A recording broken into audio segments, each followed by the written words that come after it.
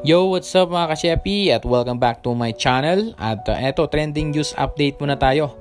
Balitang balita sa lahat ng social media platform ay ang pagbagsak ng Azerbaijan Airlines sa kalupaan ng Kazakhstan at kung saan ay meron itong lulan na 67 na tao.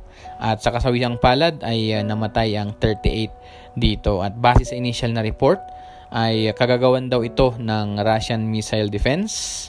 At hindi pa kumpirmado kung ano talaga ang tunay na rason, ngunit yun lang muna ang kanilang hinala base sa kanilang initial na report. So abangan natin kung ano yung mga susunod na updates at follow-up reports ng mga authority na humahandle ng nasabing pangyayari. At nakakalungkot talaga na sa araw pa ng Pasko nangyari ito. At rest in peace sa family ng lahat ng mga nasawi.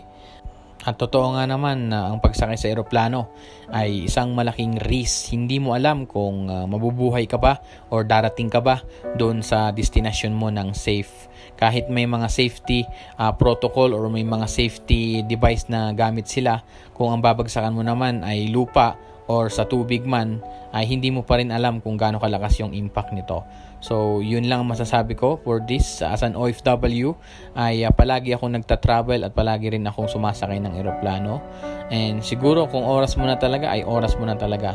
Ganun talaga yon, di ba? So, hindi natin alam kung kailan tayo kukunin. At lahat naman ng buhay ay hiram lang natin dito sa Megapal. So, hanggang dito na lang muna ang ating trending news update for today. At abangan natin yung mga susunod at follow-up report ng mga nasabing authority. Thank you!